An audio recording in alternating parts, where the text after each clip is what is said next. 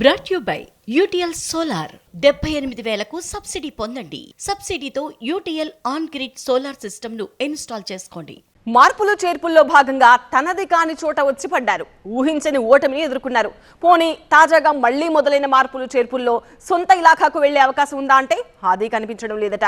దీంతో ఆ మాజీ మంత్రి పోయిన చోటే వెతుక్కోవాలని డిసైడ్ అయ్యారట. మరి ఆయన ప్రయత్నాలు ఫలిస్తాయా? మొన్నటి ఎన్నికల్లో సహకరించని స్థానిక నాయకత్వం ఇప్పుడు కలిసి నడుస్తుందా? ఇప్పుడు అక్కడ ఇదే హాట్ డిస్కషన్. ఇంతకీ ఆ నాయకుడెవరు? ఆ నియోజకవర్గం ఏది? కొండపిలోనే తేల్చుకుంటానంటోన్న సురేష్. పాత ఇలాఖాలో no entry board. Adimula పాసలు నెరవేరేనా? YCP బోణీ కొడుతుందా? సార్వత్రిక ఎన్నికల్లో ఘోర ఓటమి తర్వాత నైరాశ్యంలో కూరుకుపోయిన వైసీపీ మాజీలు ఒక్కొక్కరుగా యాక్టివ్ అవుతున్నారు. తాజాగా ఆ లిస్ట్ లో మాజీ మంత్రి ఆదిమూలపు సురేష్ కూడా చేరిపోయారు.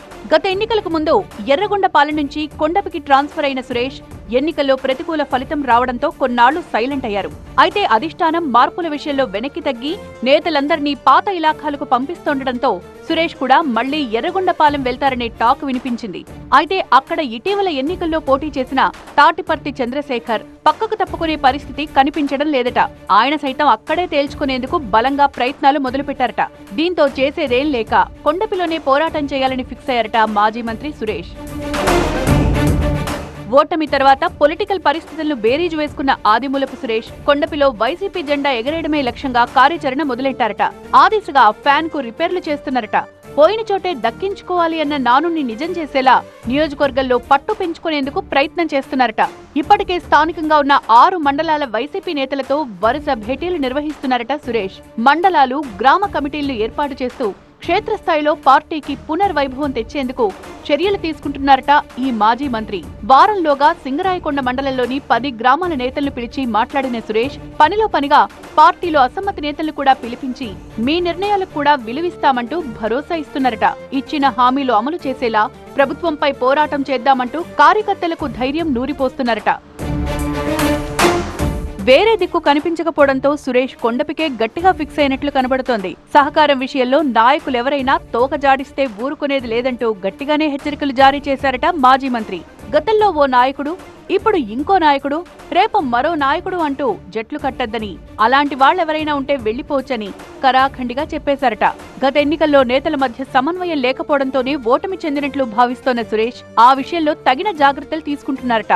ఇక్కడ నేతలొస్తారు, వెళతారు, కానీ మనందరికీ హైకమాండే ఫైనల్ అంటూ స్థానిక కేడర్లో డౌట్స్ ని క్లియర్ చేశారట.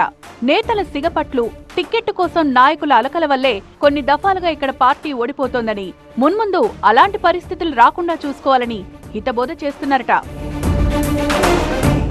ఆదిమూలపు ప్రయత్నాలు సరే, కానీ ఇక్కడ ప్రత్యర్థిని తక్కువ అంచనా వేయొద్దన్నది రాజకీయ విశ్లేషకుల మాట. వరుసగా 2 సార్లు గెలిచిన డోలా బాల వీరాంజనేయ స్వామిని ఓడించేందుకు అప్పుడు మంత్రిగా ఉన్న సురేష్ ను కొండపికి పంపింది వైసీపీ. ఆయన మాజీ అయ్యారు తప్ప ఫలితంలో మార్పు రాలేదు. హ్యాట్రిక్ విక్టరీ కొట్టిన స్వామి ఇప్పుడు మంత్రిగా ప్రమోషన్ కొట్టేశారు.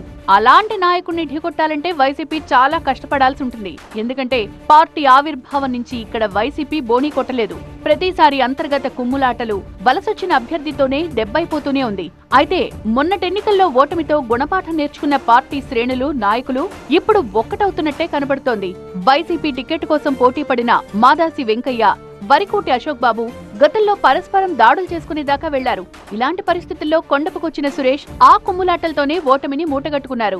అయితే ఓడిన చోటే గెలవాలన్న కసితో ఉన్న సురేష్ వెంకయ్య, అశోక్ బాబుతో సహా అసమ్మత నేతలందరినీ కలుపుకుని వెళ్లాలని నిర్ణయించుకున్నట్లు తెలుస్తోంది. మరి ఆయన అనుకున్నది సాధిస్తారా? అందుకు లోకల్ నాయకత్వం సహకరిస్తుందా అన్నదే ఇప్పుడు చర్చనీయాంశంగా మారింది. ఏం జరుగుతుందో చూడాలి మరి. Brought you by UTL solar 78,000కు సబ్సిడీ పొందండి. సబ్సిడీతో UTL on grid solar system ను ఇన్స్టాల్ చేసుకోండి.